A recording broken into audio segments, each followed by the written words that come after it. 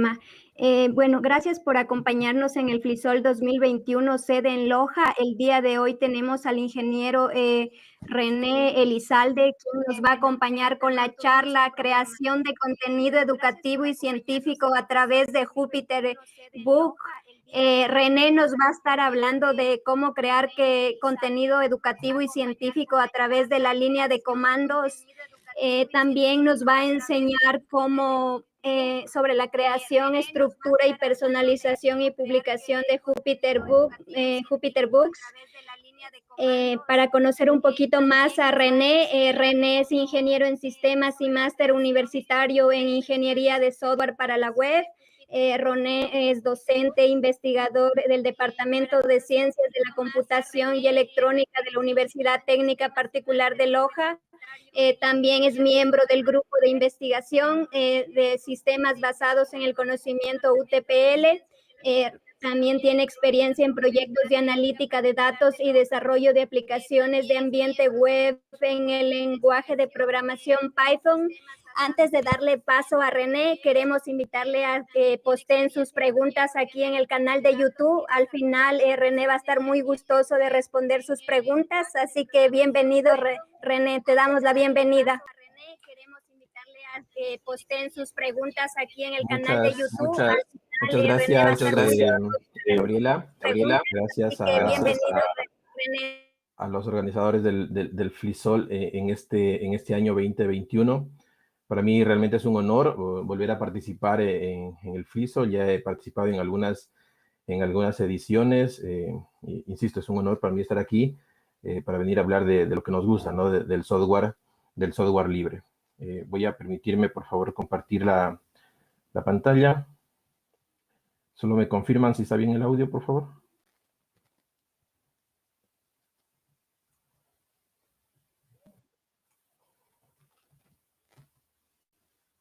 Perfecto.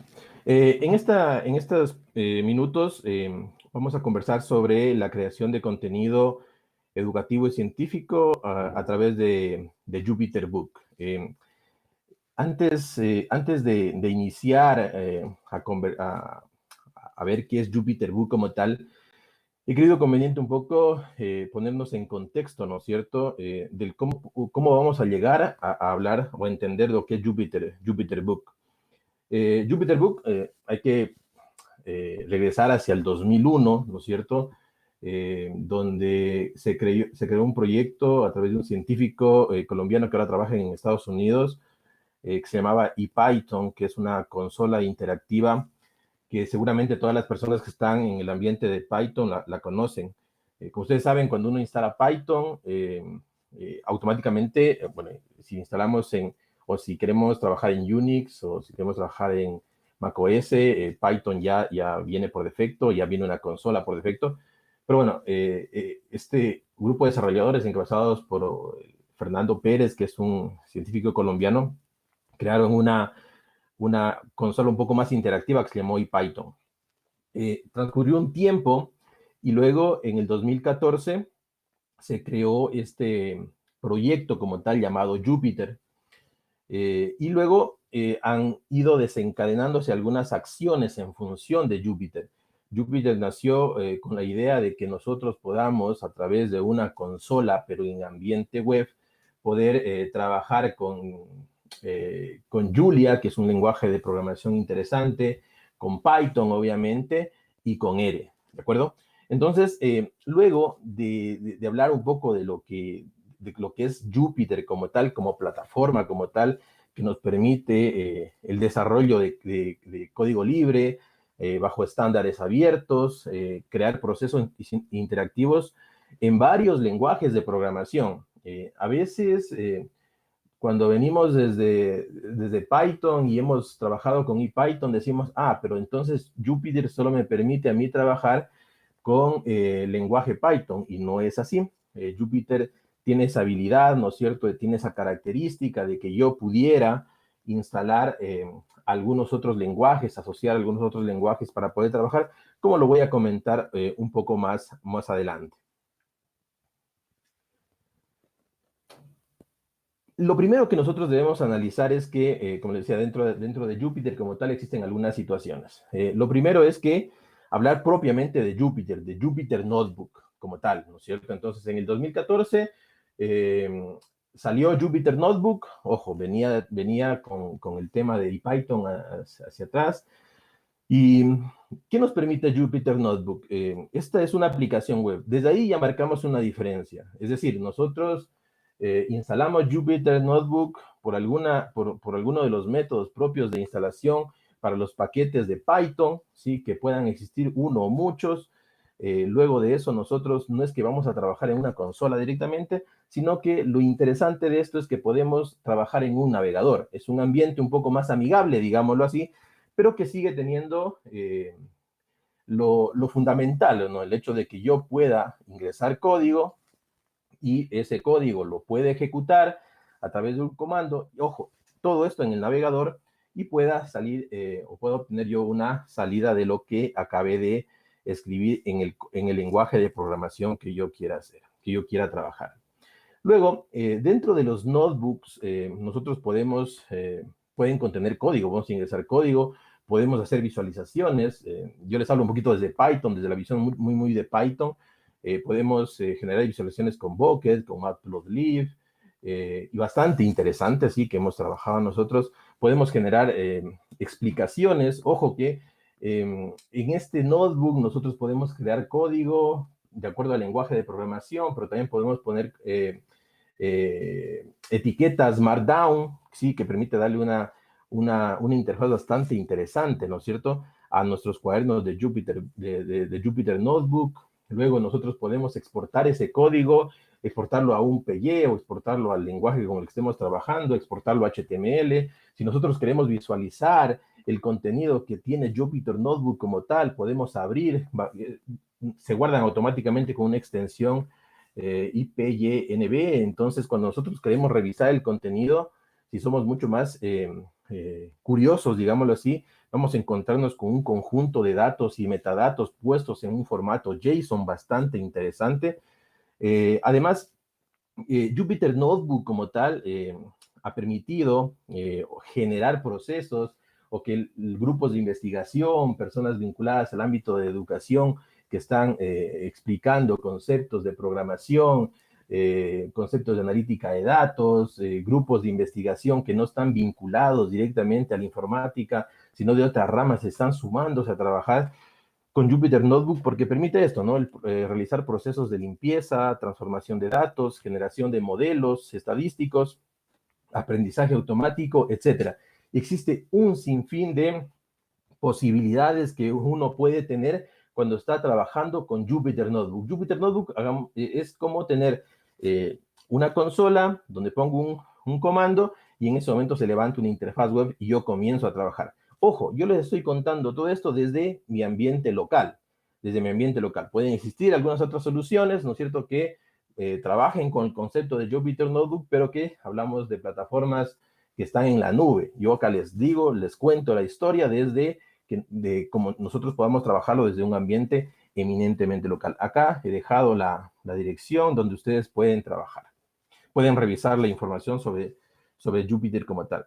Entonces, así como todo evoluciona en la vida, el siguiente paso que ahora mismo está dando Jupyter es trabajar con un entorno web llamado Jupyter Lab.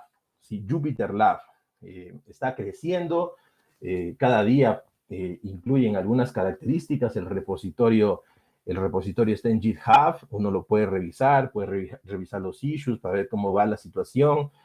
Hace un tiempo instalamos Jupyter Lab y nos daba un problema con las versiones con la versión de Python, me parece que era con la 3.8 o 3.9.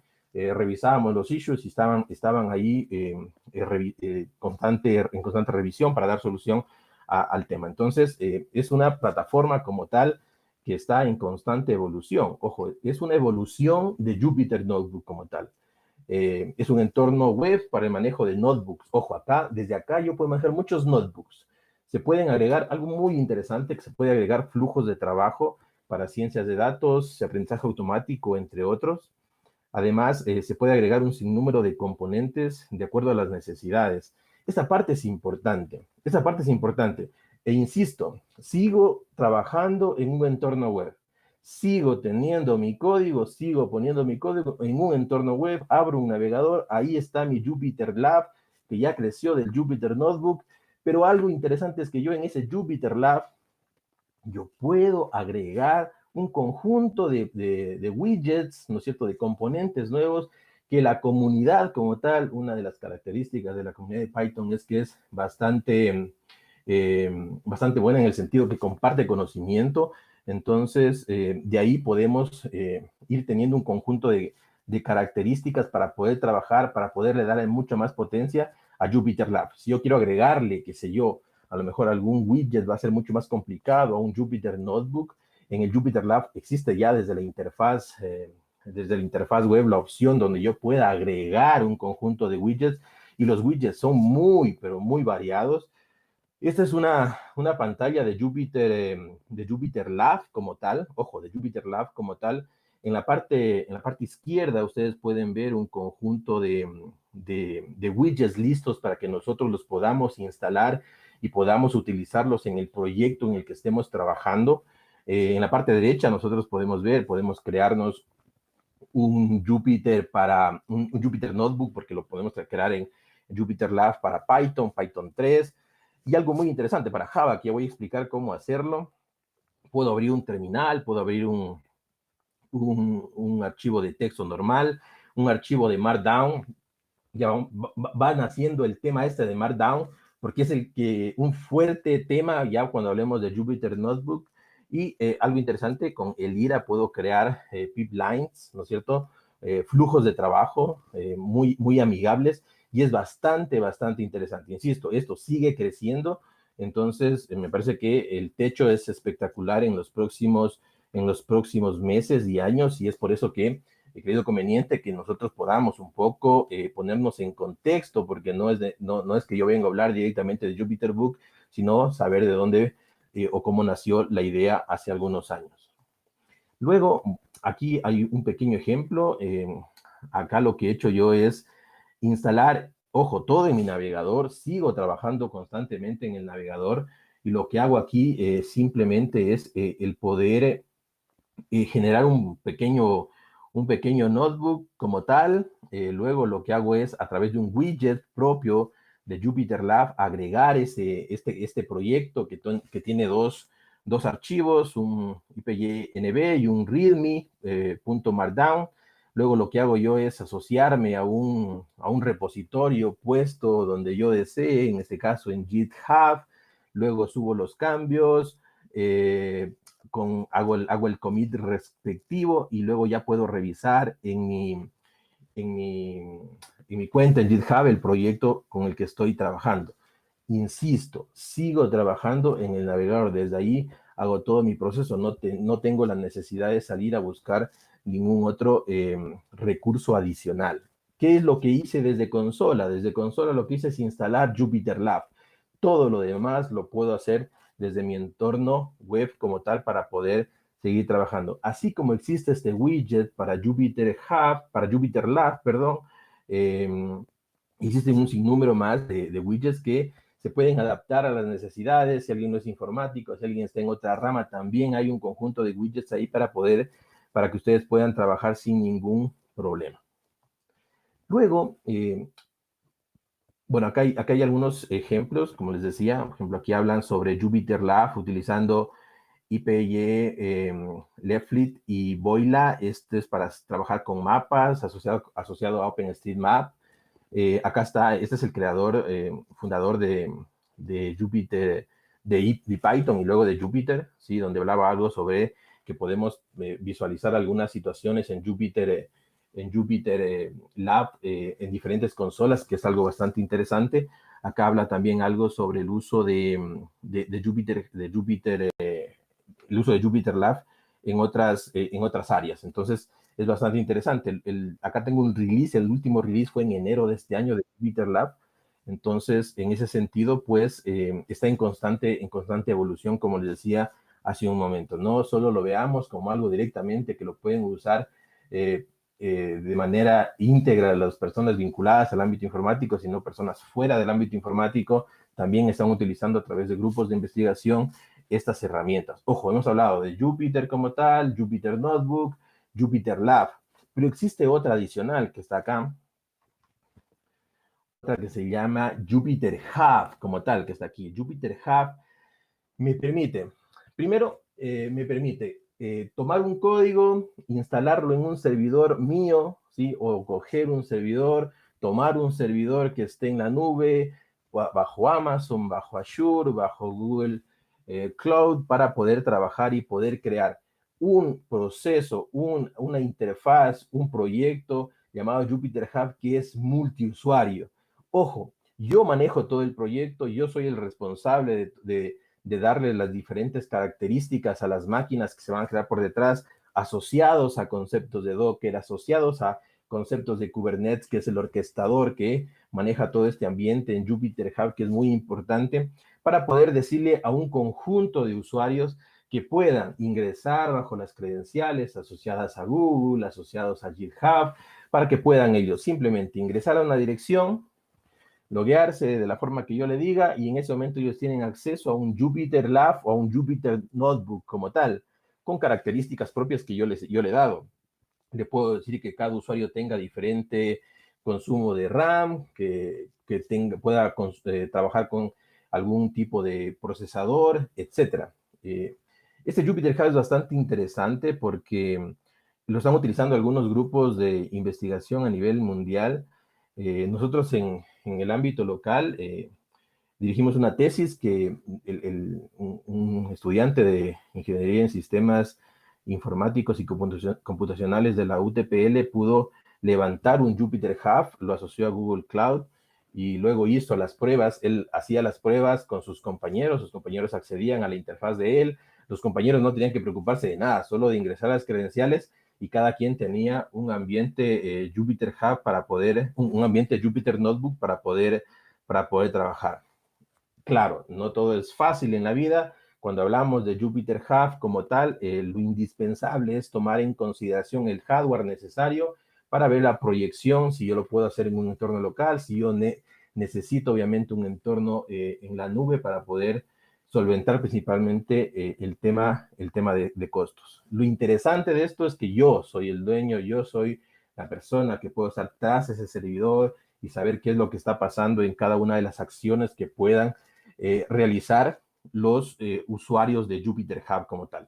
Entonces, Jupyter Hub me permite que mis usuarios, un conjunto de usuarios, ingresen a mi interfaz y luego puedan tener ellos ya en su navegador un ambiente Jupyter Notebook o Jupyter Lab. No tienen que instalar absolutamente nada en sus máquinas, no tienen que hacer el pip install de lo que sea, no, simplemente acceden a la dirección pública, se loguean y ya están con acceso a un Jupyter Notebook o a un Jupyter Lab para poder trabajar. En ese sentido, si vemos, nació Jupyter como tal, Jupyter Notebook, Jupyter Lab, Jupyter Hub, ¿sí? Y en esta diversidad de situaciones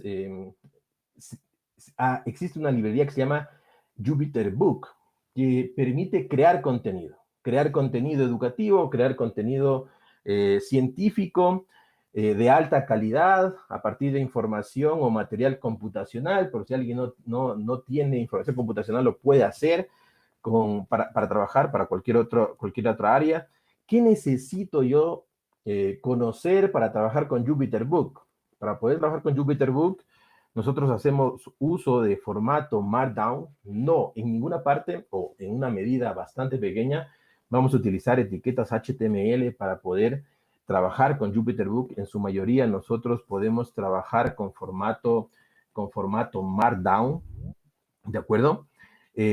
Otra forma de poder yo agregar información a Jupyter Notebook a Jupyter Book es a través de los Jupyter Notebook. Entonces, si yo manejo Jupyter Notebook, yo pudiera desde ahí crear contenido, pudiera generarme un script, pudiera, qué sé yo, importar Bucket, hacer una visualización, y sale muy bonita la visualización en el Jupyter Notebook, pero ese archivo que está en Jupyter Notebook yo lo puedo reusar y lo puedo vincular a la estructura de un Jupyter Book para que pueda ser renderizado luego a formato HTML de acuerdo a las características que me da JupyterBook como tal. Además, yo puedo usar algunos plugins interactivos que me da JupyterBook para que sea un poco más, o sea, más atractivo visualmente como tal mi sitio. Todo, absolutamente todo, lo vamos a hacer desde archivos de configuración. Aquí no existe interfaz gráfica. Por eso es que me gusta esta herramienta, porque es todo con ambiente de comando de líneas, que es una de las características que he puesto al final. Para mí el trabajar desde un comando de líneas es lo mejor. Entonces yo desde el comando de un comando de línea de comandos que puedo tener en un terminal, pues yo puedo generar el libro, construirlo, reconstruirlo, agregar archivos, agregar un notebook, agregar un markdown, etc. Y algo también interesante dentro de JupyterBook es el hecho que yo puedo yo puedo exportar el contenido a diversos formatos. Ya la exportación de JupyterBook a PDF involucra otro proceso que por detrás hay que hacerlo, ¿no? El hecho de poder utilizar látex para poder luego finalmente hacer la renderización de todo mi JupyterBook a PDF, por ejemplo, que ya implica un proceso adicional para que puedan trabajar o puedan simplemente exportar las personas que están revisando mi contenido en la nube, lo pueden ver, hacen la exportación y todo el contenido va a estar listo en un formato PDF como tal. Entonces, esta es una visión general de lo que es JupyterBook como tal, ¿sí? Me permite crear documentos de alta calidad a partir de información o material computacional. Ojo, igual es una herramienta. Si Jupyter como tal sigue creciendo, sigue evolucionando, JupyterLab como tal sigue evolucionando, JupyterBook que por defecto tiene que asociarse a los Jupyter Notebook, pues también está en constante crecimiento. Si dábamos la charla hace un año, nos íbamos a dar cuenta que el proceso de creación de un JupyterBook era mucho más complejo. Ahora se ha automatizado el proceso y ya les voy a explicar cómo ustedes simplemente utilizando un par de tecnologías adicionales, pues pueden tener su JupyterBook puesto en la nube sin ningún inconveniente. Luego, antes de pasar a explicar un poco cómo es la creación de un JupyterBook, tengo una pregunta. ¿Cómo crear notebooks para un lenguaje diferente de Python? Porque viene por defecto para Python, ¿no es cierto? Viene diferente para Python. Nació con el hecho de que yo pueda en un Jupyter Notebook trabajar con Julia, con R, pero por defecto viene para Python. Entonces, nosotros luego de hacer una investigación, luego de ver el tema de cómo funciona por detrás Jupyter Notebook, existe una opción que es la de agregar kernels.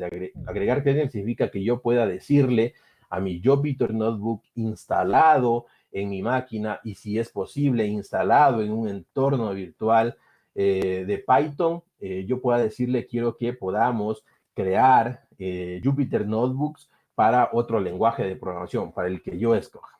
Entonces, bueno, aquí está la información, les dejo acá la información porque los organizadores tienen el PDF de la presentación, entonces lo pueden ver ustedes luego. Aquí vemos una interfaz de Jupyter. Jupyter como tal me permite crear aquí puse un Jupyter que aún está corriendo en Python 2 y me dice que por defecto yo puedo crear en un Jupyter Notebook un Jupyter Notebook para Python 2, puedo crearme un archivo de texto y puedo abrir un terminal, etc. Pero lo que yo quiero es agregarle o darle la posibilidad a mi Jupyter Notebook instalado donde yo lo necesite, de que pueda yo ingresar código en Java, ¿de acuerdo? Entonces, para eso es bastante interesante, el proceso no es nada complicado, vuelvo e insisto, todo desde el terminal, desde la línea de comandos, desde ahí trabajamos absolutamente todos estos comandos como tal. Ahora, aquí yo tengo que para poder instalar un kernel que me permita correr, que me permita levantar un Jupyter Notebook para Java, yo, en primer lugar, lo que necesito es que en mi entorno local, en mi máquina, tenga instalado una versión de Java, Java mayor o igual a 9, ¿no es cierto? Yo he hecho las pruebas, o hemos hecho las pruebas con Java 11, no hay ningún inconveniente. Luego lo que debemos hacer siempre en línea de comandos es el descargar desde esta dirección el kernel como tal llamado iJava, que me permita instalar en mi máquina este kernel para mi Jupyter Notebook, verificar el proceso, verificar que todo vaya bien. Ahí existe un par de comandos muy, pero muy sencillos que nosotros debemos ejecutar. Y luego que hagamos esto, no nos toma más de 10 minutos hacer este proceso desde línea de comandos. Lo que hago yo es levantar nuevamente mi instancia de Jupyter Notebook y inmediatamente yo voy a poder revisar en la parte superior derecha, donde está la palabra New, puedo ver que ya puedo crearme. Hace un momento veíamos que la interfaz de Jupyter Notebook me permitía crear solamente un archivo para Python 2 en ese caso. Acá yo me creo otro entorno, me parece que está con la versión 3.9. Lo que hice por defecto me permite crear notebooks para Python 3 y ahora ya aparece la opción para poder agregar un notebook que me permita escribir, ejecutar y hasta depurar código en Java. Bastante interesante, ¿sí? Yo les hablo desde el punto de vista de la enseñanza, es súper interesante este tipo de alternativas que nosotros podemos tener. Insisto, sigo teniendo este proceso en un navegador bastante interesante. Luego sí, y ya bueno, ya me van a entender el por qué hablamos un poco sobre el cómo instalar iJava para poder tener un Jupyter Notebook que me pueda permitir crear código para ese lenguaje de programación como tal, ¿no es cierto? Entonces, hablando y regresando al tema de Jupyter Book, interesante poder indicar que cuando yo quiero instalar Jupyter Book como tal, insisto, siempre desde la línea de comandos, podemos hacerlo a través de pip, podemos hacerlo a través de Conda. Ojo, ya sabemos que Conda es una distribución que está asociada a Anaconda, este entorno empresarial Anaconda, ¿no es cierto? Que tiene sus propios comandos como tal. Yo soy muy de usar pip. Yo usaba mucho el easy install hace algunos años y luego ahora utilizamos bastante lo que es el pip para poder instalar algún paquete, alguna biblioteca que necesitemos. Entonces, en un terminal podemos digitar pip install Jupyter Book y en ese momento hace un proceso de instalación. Por detrás instala un montón de librerías, un montón de bibliotecas, y si es que no tengo en ese entorno en el que estoy trabajando, no tengo instalado Jupyter, lo va a instalar Jupyter, va a instalar Jupyter Lab, porque puede trabajar o trabaja con ellos como tal.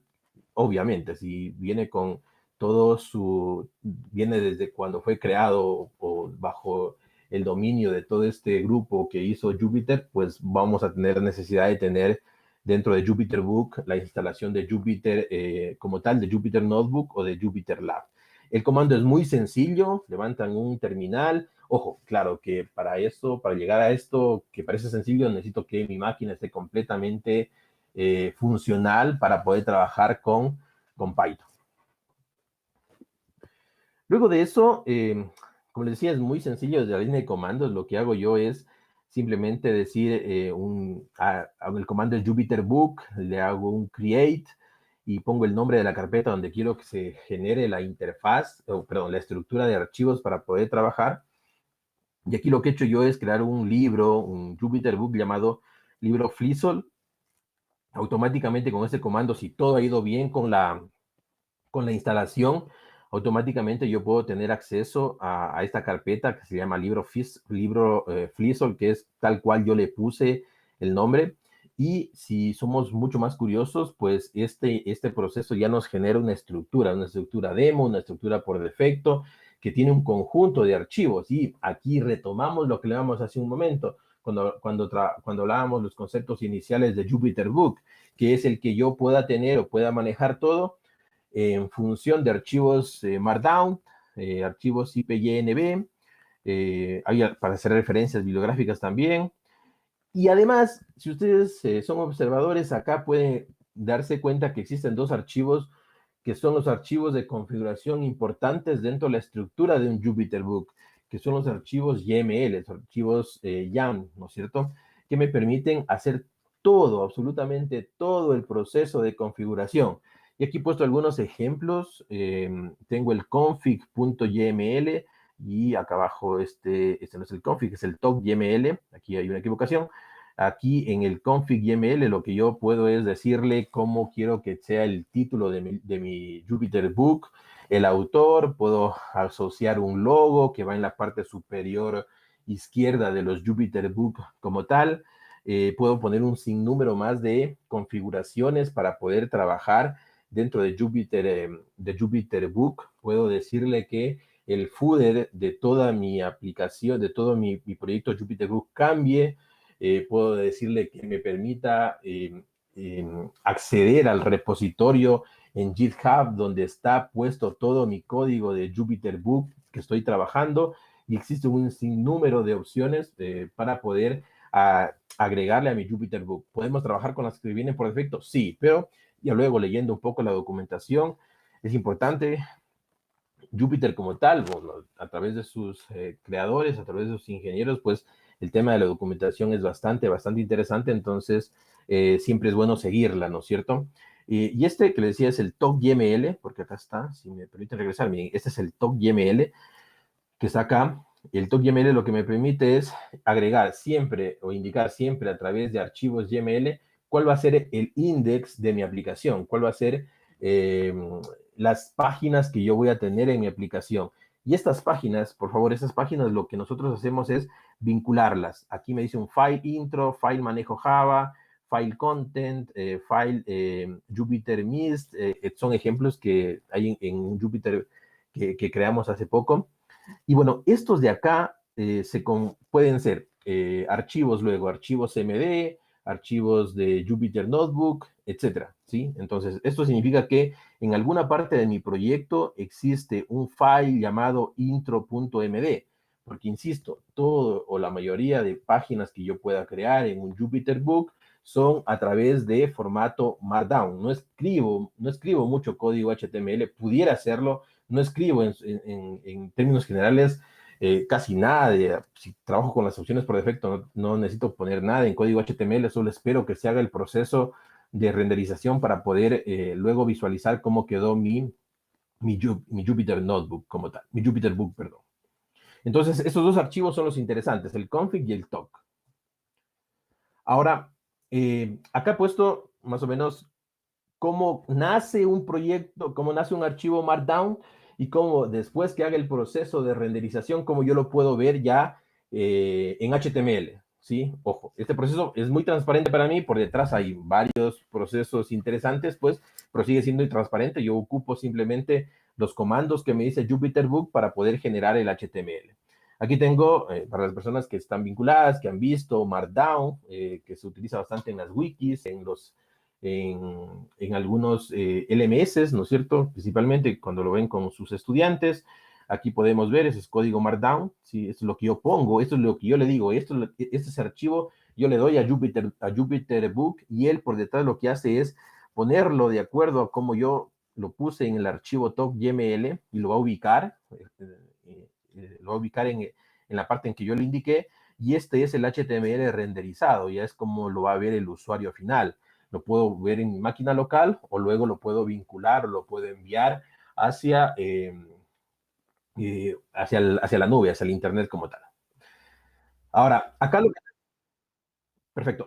Rápidamente, ahora tenemos acá un archivo IPYNB, ¿sí? Eso es un notebook como tal, muy sencillo.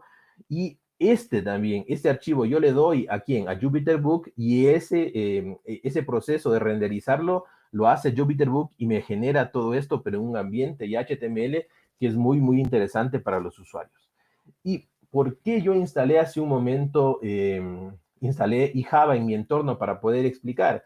Porque yo quería generarme un Jupyter Notebook que me permita ingresar código Java y también ponerlo en esta dinámica propia de Jupyter Book para que pueda ser renderizado en HTML y pueda ser visualizado por cualquier persona. Entonces, si mañana alguien quiere generar un Jupyter Book para poder trabajar, un Jupyter Book para poder trabajar con código R, lo puede hacer, con código Java lo puede hacer, con código solo Python lo puede hacer, y le vamos agregando más contenido a través de Markdown.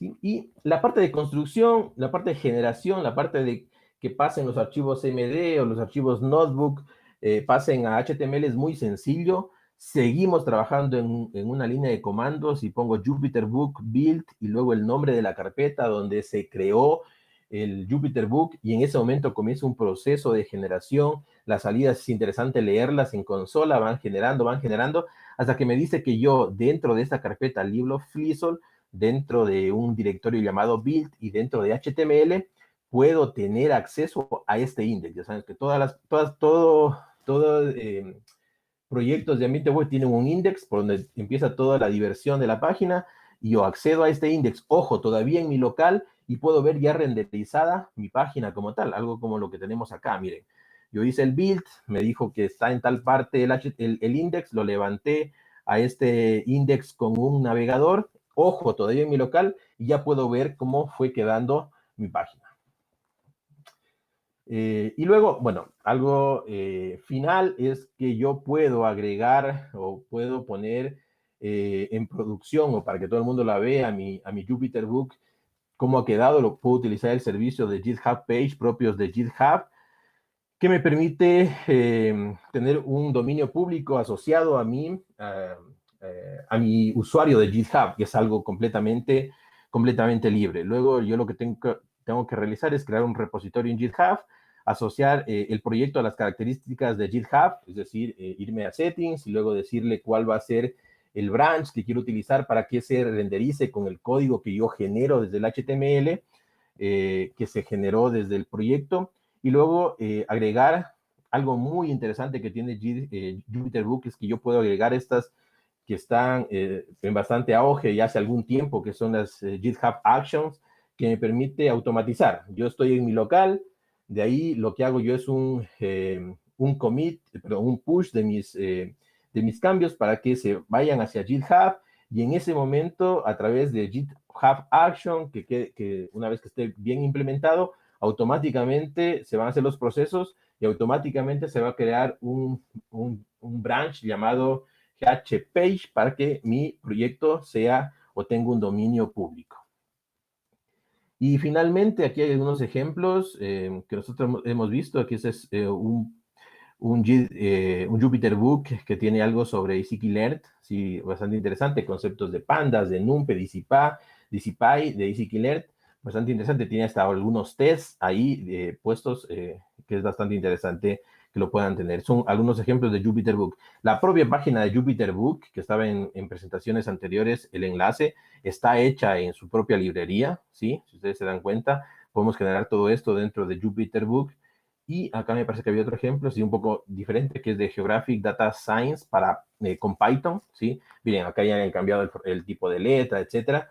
Y es todo esto lo que podemos hacer con Jupyter Book. Muy interesante, todo desde la línea de comandos, y me parece que está al alcance de todos el hecho de que podamos generar este tipo de contenido de alta calidad asociado a conceptos computacionales, o no necesariamente a ellos, en alguna otra rama, teniendo conocimientos básicos del uso de Markdown y conocimientos interesantes a nivel de Jupyter como tal y de Python. Gracias, gracias por la sintonía. Quedo pendiente si existe alguna consulta. Muchas gracias, René, por felicitarte por tu charla. Ha sido muy interesante. Recuerdo que hace unos años solo teníamos Jupyter Notebook y ahora ya tenemos Jupyter Lab, tenemos Pipeline. Recuerdo que esto inició solo con Python y ahora también ya hay integraciones con Java. Entonces ha estado muy interesante los nuevos features que nos has mostrado de esta herramienta, que es muy utilizada y no se necesita ser una persona muy técnica, digámoslo así, para utilizar este Jupyter. Entonces, vamos a pasar rápidamente a la sección de preguntas. Tenemos una pregunta. Bueno, hay comentarios de que tu charla ha sido muy buena, y hay una pregunta que dice: ¿Jupyter tiene soporte de herramientas de integración continua? Por ejemplo, hacer test automáticos en cada versión, en cada cambio o versión. A ver, claro, justamente lo hablaba al final. Jupyter Book como tal me permite hacer esto. Jupyter Book como tal me permite agregar una action. Si yo reviso la documentación oficial, tiene el action que yo necesito ingresar a mi repositorio de GitHub. nosotros lo que hicimos es modificar ese action para que me permita renderizar también los Jupyter Notebook para Java. Entonces sí se permite sin ningún problema. Y ojo, si yo trabajo en Jupyter Lab como tal, yo, como lo dije en el ejemplo, puedo asociar un plugin a Jupyter Lab, un plugin para poder agregar un acceso a JIT, y de ahí me puedo ir a cualquiera de los repositorios de JIT y con eso puedo trabajar sin ningún problema. GitHub, GitLab, Bitbucket, etc. Sí, muy bueno lo que tú mencionas, que ahora Jupyter se integra súper bien con GitHub Actions, que tiene un montón de utilidades que podemos utilizar para desplegar páginas estáticas sin tener que comprar un nuevo dominio. Creo que tu tema ha estado muy interesante, pero por el tiempo ya no vamos a avanzar más preguntas, pero si la gente tiene más preguntas, puede hacerlo en el Rocket Chat, que es chat.flisol.es, y ahí tal vez, René, puedes estar atento si cualquier persona tiene alguna pregunta para que les contestes. Y Perfecto. para finalizar, también tenemos algunos anuncios. Queremos invitarles a que pasen a visitar la página de flisol.info y pueden buscar la sede Loja. Ahí está todos nuestros auspiciantes, la historia del Flisol, por qué son importantes estos eventos. Y también existen otras sedes en el Ecuador, no solo es Loja. Entonces los invitamos a visitar ese lugar, y no nos queda más que agradecerle a René por su súper buena charla que nos ha dado el día de hoy. Muchísimas gracias, René. Que tengan buena tarde todos. Gracias también a ustedes.